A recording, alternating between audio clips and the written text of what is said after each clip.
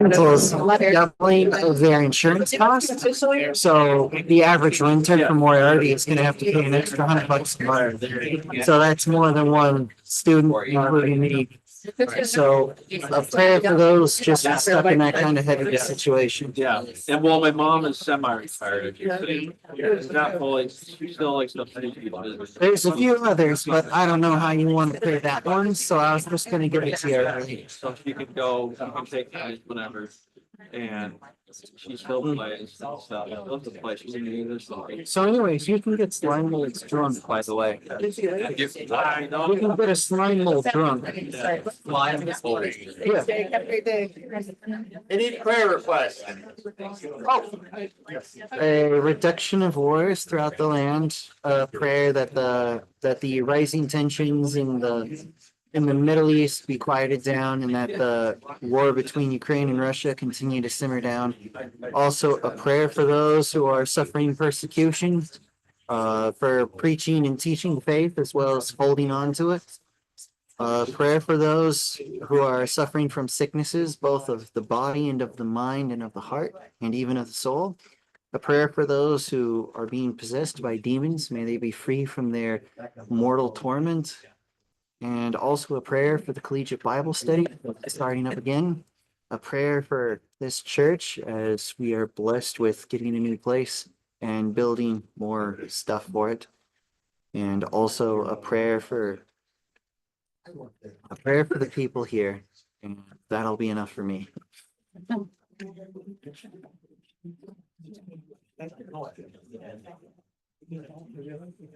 Yes, Jake.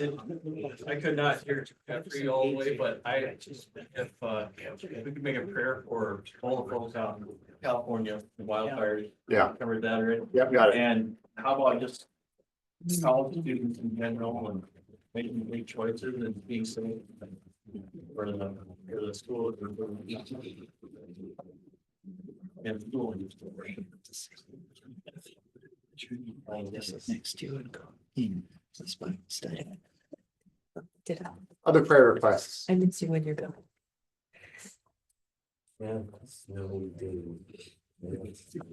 You want a lot of snow? Yeah. Oh. No. Sorry about that. Should we take a vote? Seasonal weather. May he have the snow he wants. And only he can have the snow he wants.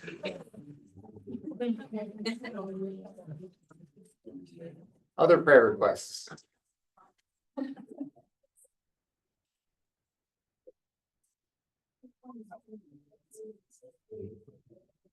Let us pray.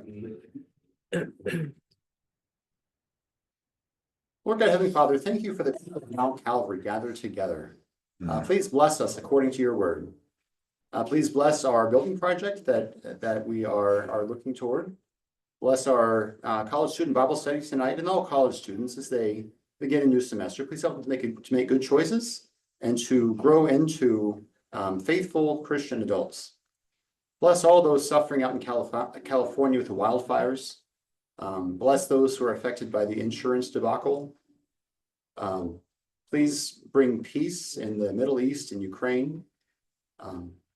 Strengthen those Christians who are suffering persecution for your name. Grant them a bold confession and a fitting end whenever you decide to bring it to that. Bless those who suffer with sicknesses, those who are possessed by demons. Please grant us seasonable weather. We ask all this for the sake of your Son, Jesus Christ. Amen. Amen. Let's talk about conflict. All right. On the sheet, we are on page 3. Final paragraph? Final section, the adults church experience. So to the heading there on the right-hand column, adults differ in church experience. Oh, starting from there. So can someone read that section for us there? Adults differ in church experience. The 60-40-20 syndrome.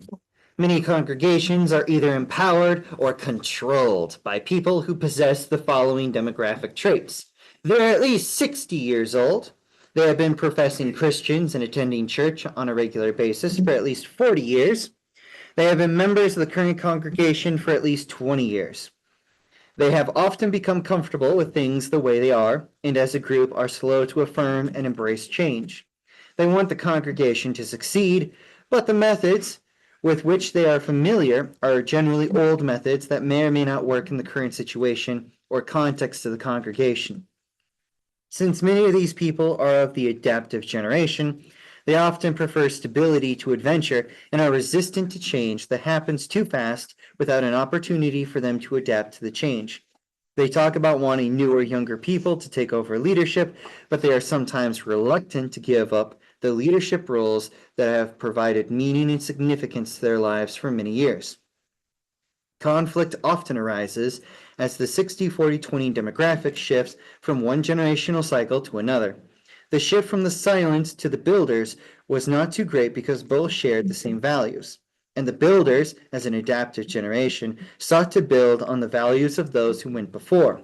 But now, many of the 60-40-20 demographic are of the boomer generation, which is a dominant idealist generation, intent on changing things such as worship formats, mission outreach, etc. Further conflict can arise as Gen Xers, a reactive generation now entering midlife, begin to fill some leadership roles. Unless a congregation is able to deal positively with the gifts that each generation brings to the leadership pool, the 60-40-20s become 70-50-30s, and a whole generation of leaders is lost. Let's look back to page 1. For kind of another angle on this same thing. And at the top of the right-hand column, we have that stage in life and then the prime focus in that little chart there. So youth, birth to 21, focus is dependence. You're dependent on your parents. Rising adulthood, your focus is activity. You're going to make your way in the world. Midlife, which I'm unfortunately approaching, that's weird, focuses on leadership, which I guess I do that okay. Elderhood, those who are retiring, focus on stewardship, guardianship. The situation that we're finding ourselves in is that the boomers are now entering this elderhood stage. What challenges might that bring about? Whether from just kind of knowing yourself or just kind of what could potentially happen with this situation. Yes. It's kind of, well, on top of your conflict, it's kind of unknown territory. You're unknown. It's more unknown. So there could be potentially conflict and people running into things that they've never like kind of got their mind around and had the time or experience to think about, I guess. Right. And when you do not have that experience, sometimes the classroom is not prepared fully people for things that you may run into for elderhood. Right. What it's going to be is leaders, or at least the old wise leaders. So there's kind of the younger leaders who are kind of making stuff happen. There's kind of the old wise leaders who maybe speak up more in voters meetings and help to direct the congregation that way. Both of those are forms of leadership and both are good. But the demographics of those are changing.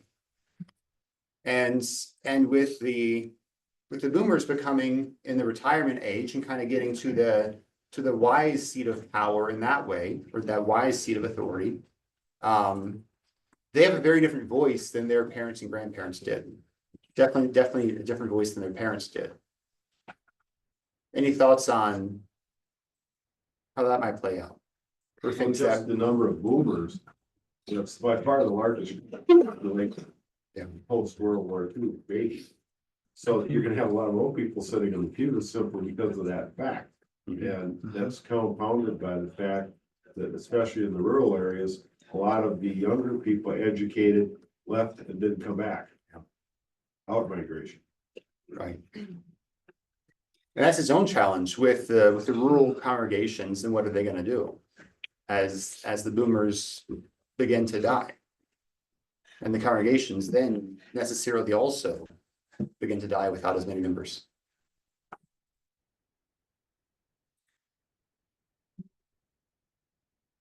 I want to throw a possible wrench into all this. Let's do it. Okay, so when you were a boomer growing up, I'm not a boomer, so I'm not going to pretend to understand it, but I'm not one either, thankfully. yeah. Okay. Or- As the phrase goes, there's lots of individual boomers to love, but there's also a lot of mistakes in the boomer generation.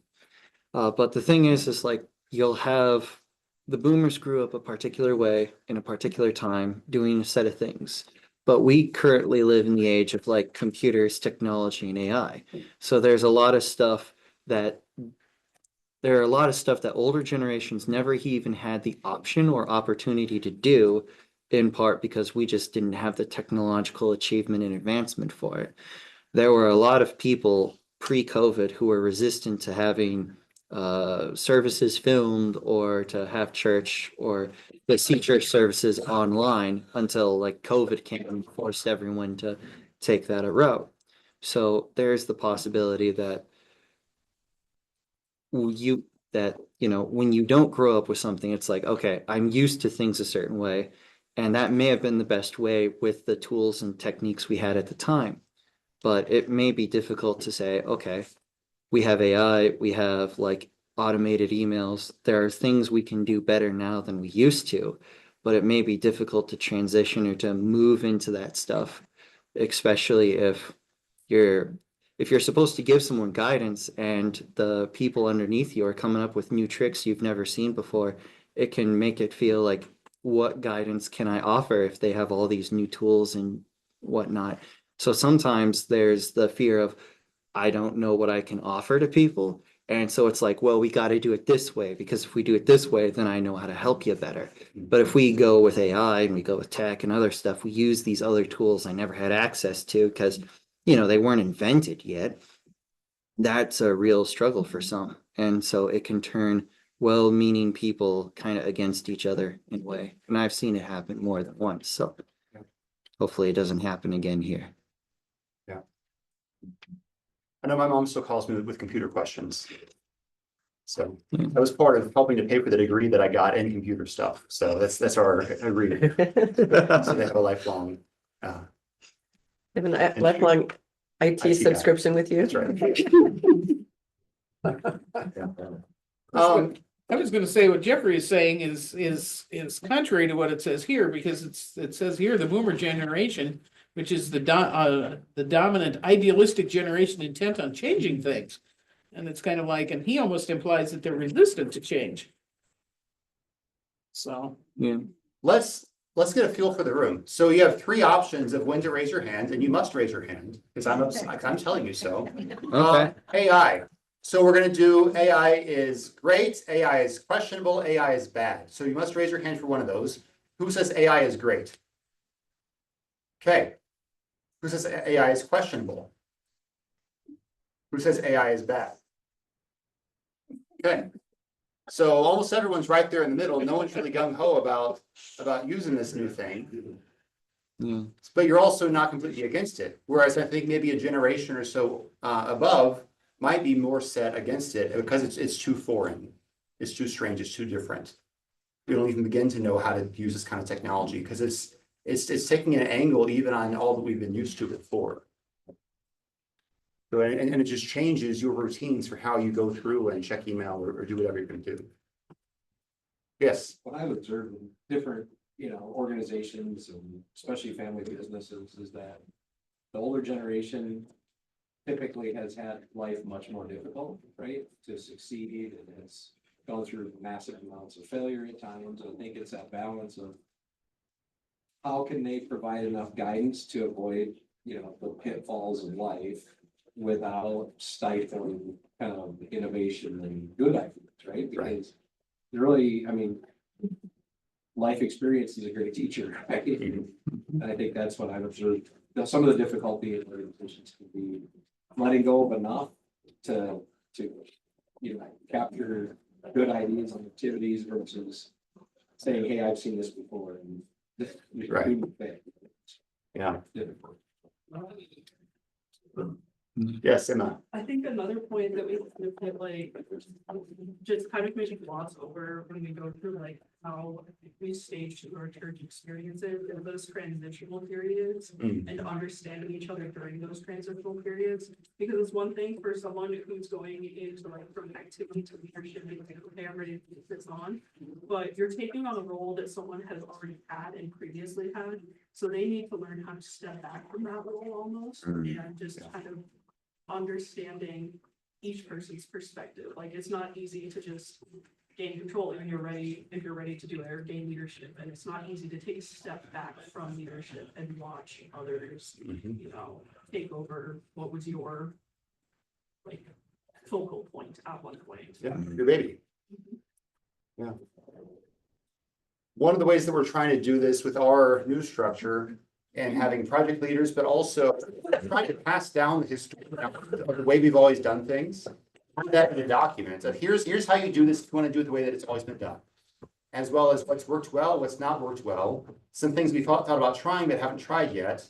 But here's all the knowledge for someone for whom this project was their baby. VBS used to be my thing, right? For that person, I'm going to go and record, here's all the things I know about VBS and pass that off to whoever's going to do it next. Then you have your guidance and direction there, knowing that it might not be taken. And whoever picks that up, they don't want to feel too constrained to do things the way they've always been done, because I don't know if I can be that good of a person in this way. I don't know if I can do as good of a job as so-and-so used to do 50 years ago. And so they're not constrained by that, but here's some advice, here's some wisdom that you can take it and do what you want with it, sort of a thing. That's how we're trying to do things now. But it's also going to mean that for whoever passed off that information, if it doesn't happen that way, well, there probably will be some level of hurt feelings, but that's also part of the trust that we're instilling in the up and coming generations so that they can have wisdom and try stuff. That's our goal, have wisdom and try stuff.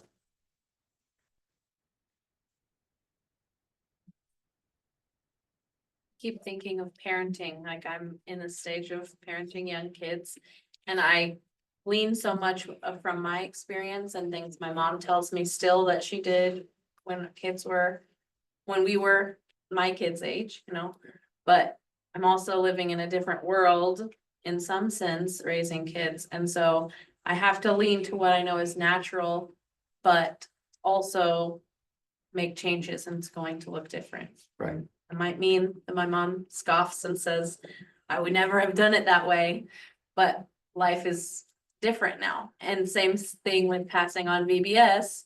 You know, you have a different group of kids, you have families with different levels of commitment or knowledge or background, whatever. And so you have to adapt in some sense. You don't want to necessarily lose all that is good and all that has been done before, but it is going to be looking different because the world has changed.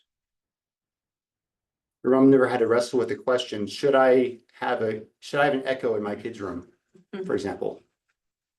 There's some things that you might compare it to, like having a music player or something, but it's not only that. So it's just different sets of questions. Yeah, got to live in the new world. Okay. What do leaders need to know? If you were to give advice to a leader, such as perhaps yourself, what do leaders need to know as they try to step back and help the next generation or generations to take the leadership of stuff? What do I need to know for myself as I try to step back? There are three main kinds of rules. There are the rules that are good to follow because, you know, God institutes them. There are good rules to follow because sensible people made them legally. And then there are bureaucratic rules that should be disregarded at every opportunity. Your life will be better if you follow the first two, and your life will be worse if you follow the third. One way or another, you're gonna have fights about the third. Yeah. Okay. I think it's important to really remember the value and vocation of being the one who steps back and then being supportive of the person that's getting their sea legs about them, and then still remaining available for them to ask questions. that in itself is so important, and it can be a huge value or it can be a hindrance. If they don't see the value in that position. Yes, Jim. Knowing the difference between good and evil, then knowing, hey, what is good for us, like healthy for us, and what is could be harmful to us. Mhm. That's all I have for right now. Yeah. Think back to the times when you started to take up a leadership position, started to take charge with something. What was most helpful for you as you were getting started? And especially what was helpful as it relates to those who had gone before? Did you want concrete direction from them? Did you want more general direction? Did you want them to kind of step back, or did you want them to handhold more? What was helpful for you as you started to step into leadership? It was just asking them, did this ever happen to you on your watch? Because a lot of that is not written down. It's between the ears of your predecessors. And if they're really good at it, they will tell you what they did, but they will not tell you what to do. They've got the right touch. And I was blessed with a person like that. He was the Chief Justice before me. I remember what he'd done 25 years ago. And right to the end, when I retired, I'm still contacting him on occasion and say, hey, did this ever happen to you? Invariably it had. It's kind of like the game of football. You could be the leader on the field, or you could be the coach on the sidelines. So you, well, coach, you're not out there executing it anymore. You have ideas on how it can be executed, but you're there to coach and guide, and the leader on the field is the one that's going to move the ball. So just give them the space, be there to support them and help them, but not put everything in a perfect line of what absolutely has to be done. Then you're more of a dictator or a micromanager than you're. And I think not taking a personal upfront if somebody chooses to try something different. I think because if you've been a leader in a position for so long, it is your baby and you work so hard and you've made purposeful decisions and actions, and then you see somebody go a totally different route. I think it can be offensive if you allow yourself to have that attitude. And that's very hurtful. So it takes a lot of consciousness to not go down that route. I think it's helpful to remember that the person chose to walk away from whatever leadership role they had previously and realize that that is someone else's role now, and you have stepped into a different role. Life's a journey. I believe that different things along the way. And yeah, you choose to walk away from one, you go towards another, and you have different roles to, play. You want to offer help, and you want to give that person help and let them know you're there to ask questions, but also give them grace to do their own thing. Yeah. A lot of this deals with how do we steward our wisdom. We talk about stewarding money, directing it where it's going to go. We talk about stewarding time in the same way, do a schedule, do a to-do list, that sort of thing. Direct things where they're going to go. With wisdom, it's a bit more nuanced, because you don't want to just give exhaustively, here's all the things, this should be your direction now. But you do want to give, here's what you should know. And if you have other questions, I'm here to field those. That's maybe a better way to steward our wisdom as other generations, or as other people in the same generation take different positions or roles, responsibilities that you've had before. Same thing is true when your kids become parents for the first time. How do you guide them through that? Well, not with everything all at once. And yet, here's some things to consider. Here's maybe a direction to set, if this sounds like a good direction to you. And then I'm here as you have questions along the way, because you will. I think it's important too for the new leader to realize that the old leaders are flattered when they're consulted. So don't just cut them off. Yeah. Seek them out and seek their advice. They'll be very flattered by the fact that you did come towards them. And that maintains that bridge of communication between the generations. Mm-hmm. Maintains trust too. Yes. Because then the one who's left the position behind knows that their influence is not entirely gone. And the things that they were trying to accomplish are not being entirely dismissed. Right. There's continuity. The other thing with leadership is, the questions to statements ratio. So you go seek out your mentor, your predecessor, and what you find is their wisdom is leaked back to you through the questions they ask you back, more so than the wisdom that they tell you directly. Sure. Because they have the wisdom, they could just sit there and share it all day long. But the reality is they share that wisdom back through a high questions to statements ratio. They ask a lot of questions back to get you to become wise in your own vocation. Right. That is really good.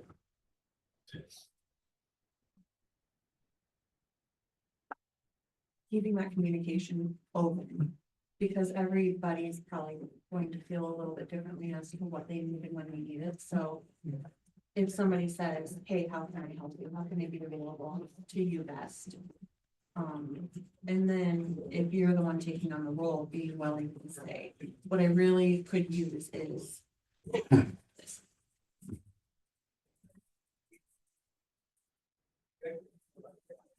Very good. Any other questions, comments?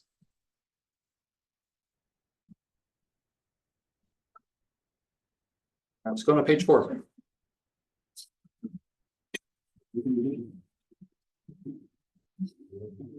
All right. Can someone get the left column for us on page 4?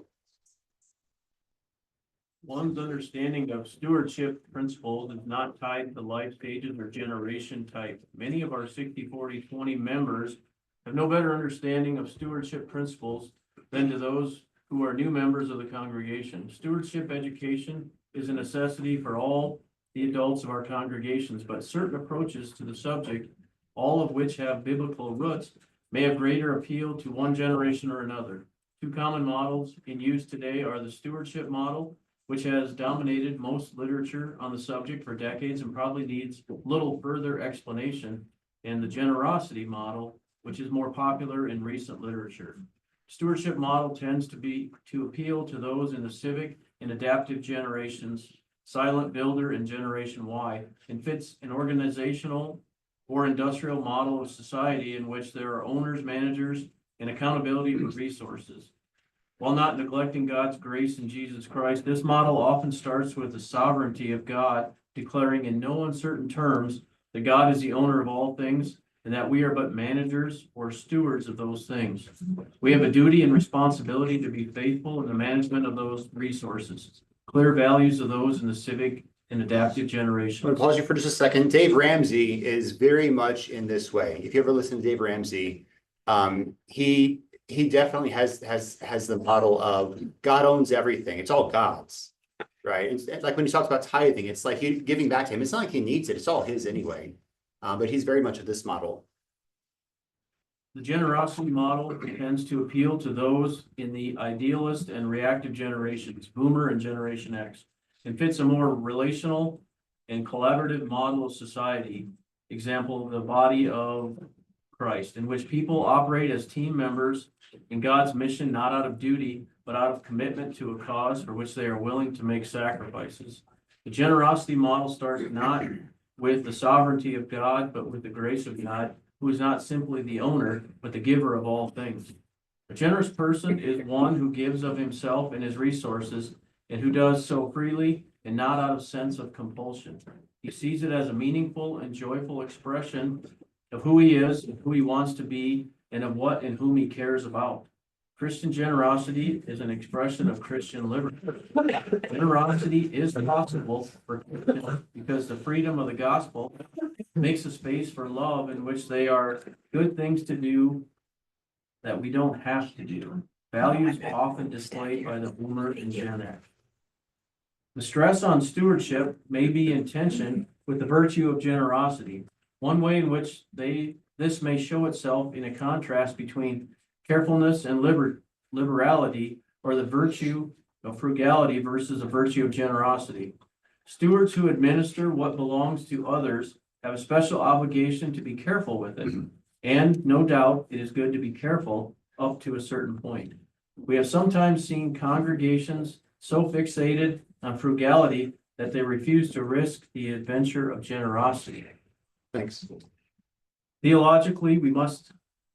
Sure, and that's good for now. Thanks. Which do you tend toward more? Show of hands if you tend towards stewardship more, that model of understanding things, the way that we've typically described it. Give the option. Sure. So steward. Explain them. Sure, thanks.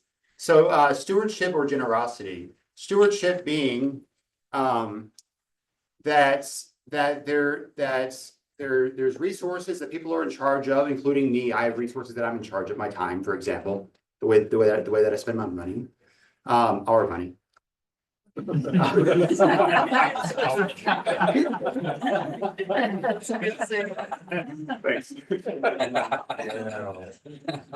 And that we kind of direct it where it needs to go.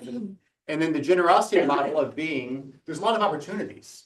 There's a lot of things that I or we could be doing.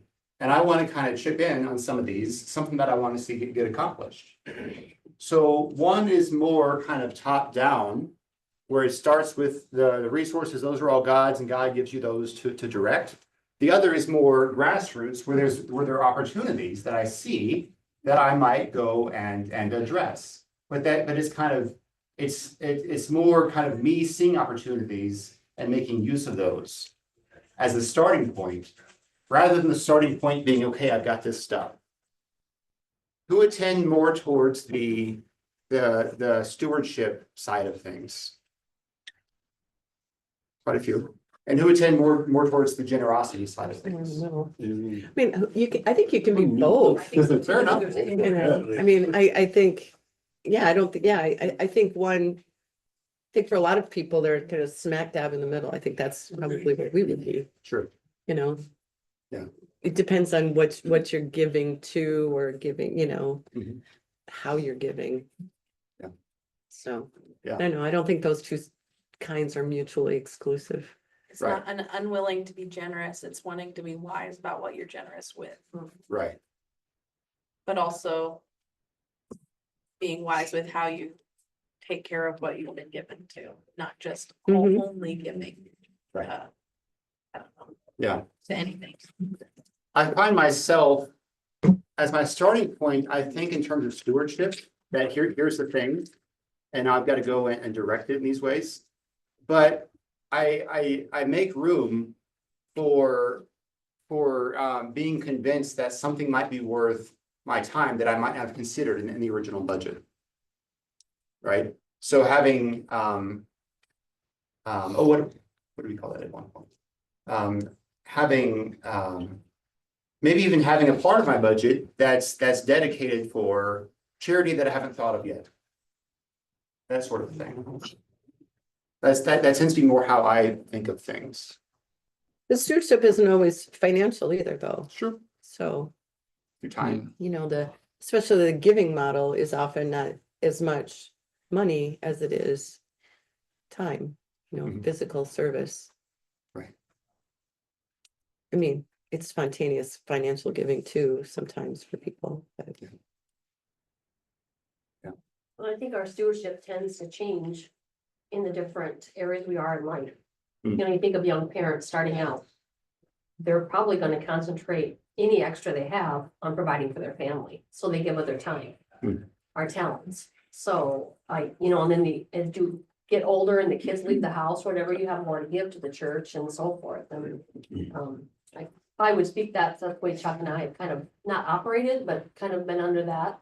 Is because, you know, we chose to have 4, and we gave whatever extra we had for our family to provide, but we also gave our time and talents. Right. You know, and now that the kids are getting older and getting on their own, we're able to give more to the church, you know, it's not because we didn't want to. But I think we were faithful in both areas. Good. My grandpa always said, just give a little bit of money. And then after a little bit, you're given a lot of money. I mean, each little bit adds up to be a lot eventually. Gene. Sometimes I wonder if when we think stewardship, we think of the dollar amount. Mhm.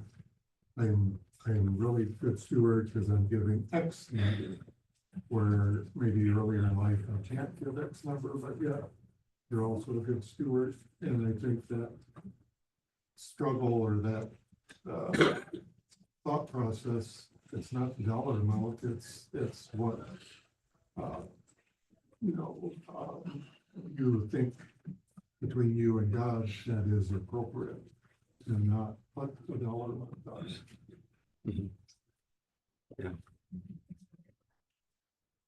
At Mount Calvary, we are really good at giving financially. Like if you look at the back of the news bulletin and see where we ended up in December as far as giving, it's exactly what we needed according to our budget. Mount Calvary is very faithful in that way. Where we struggle sometimes is in getting people to do things and how people steward their time. That's maybe a bit more of a need for us right now. We're not quite as stable. Well, I think in that situation, especially the stewardship model probably should lend itself more to realizing the blessings that you've been given, not just monetarily, but really for your time and talents, right? Yeah. Because in the charity model, it can be done begrudgingly sometimes, right? Like, nobody else is gonna do this, so I'm gonna have to, right? Rather than, I have these talents to give, this is, kind of my duty as a Christian. I know I'm probably guilty of that. I'm just, like, why can't I say no to it? It's yeah, it is a blessing. Like, it's after one serves in those capacities, you feel it's probably more of the mindset prior to serving than the actual service. Which do you think is the more restricted resource, money or time? Time. It's time. You have a finite amount of time. You can try to increase your time by increasing your health. But generally speaking, your time is more finite than your opportunity to make more money. You can't really make more time for yourself as an One-way conversion. one-way conversion. Yeah, you can use your time to get money. But actually you can use money to get time. If you pay people to do things for you so that you don't have to do them, then you get that time back. And what it tends to be for younger people, they tend to use their time to get money. They tend to trade more of their time to get money. And then for older people, they tend to trade more of their money to get time with family. When I think of stewardship, we always talk about time, treasures, but really you can encompass it all in focus. Where is your focus? What are you intentionally choosing to focus on? And focus could be, it's tied to all of them. But like I'm in the stage of life where we have 4 children under our roof and all that, so I could choose to focus on staring at my phone all night and scrolling through whatever, God knows what, or I choose to focus on maybe reading something that helps me be a better father or whatever. Right. It's yeah, so it's where are you focusing time and energy? Because I could show up to church to a meeting and spend my time, or I could choose to come to the meeting and invest my time for the good of others. Yeah. Yes. I think it depends on the person too, and some people, hey, they can go out and spend it 3 hours at a time and make, let's just say Elon Musk, he can make $1 million in 3 hours versus if he spends time at the church doing a task, but let's say folding bulletin or something. Hey, where's his time best spent? It's probably making that $1 million, right? But I think it also shows, hey, who the person is when they spend the time doing those tasks. Like, hey, they want to show people like, hey, this is important. You can buy a paper folder for a lot less than $1 million. We have one in the church office. I'm trying to make a point like, hey, like, I think it depends on the person. On where they help spend their time. And how much they give or how they give. So I think everybody's different, and I think there's a lot to it. Well, to add to what he's saying too, you can have somebody who really wants to spend the time or money, and for whatever reason, they're physically, mentally, or emotionally unable to. You can have somebody who wants to stand and do ushering, but if they got a sprained or a bad back, doctor's orders, they got to lay down and their back's not letting them walk around.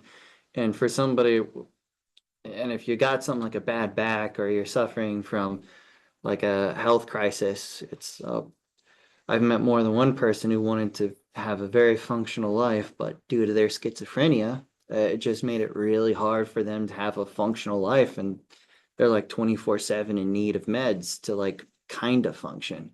And it's really hard to give time or money in situations like that, and it can be very difficult to say, I want to give more than I'm physically, mentally, or financially or whatever able to. How do I is this, am I just using this as an excuse? Is God trying to teach me that things will happen regardless of whether or not I do them? Or it can be difficult to work through that. And so that can also be a difficult question for stewardship. Sure. So one more to go over comparison. Well, like Elon, let's say Elon Musk is like a very devout Christian. And it maybe he is, I'm not sure. I just know that he's very wealthy. I think he's the wealthiest person in the world. Let's compare him to, how about, hey, Jesus? Jesus, he is he's the wealthiest person ever. He's a son of God. And but the way they spend their time and they serve the Lord or serve God is different. Of course, but maybe it's not a great, I don't know. I'm just trying to throw in like, hey, the way, how we serve and how we give is different. Everybody's different.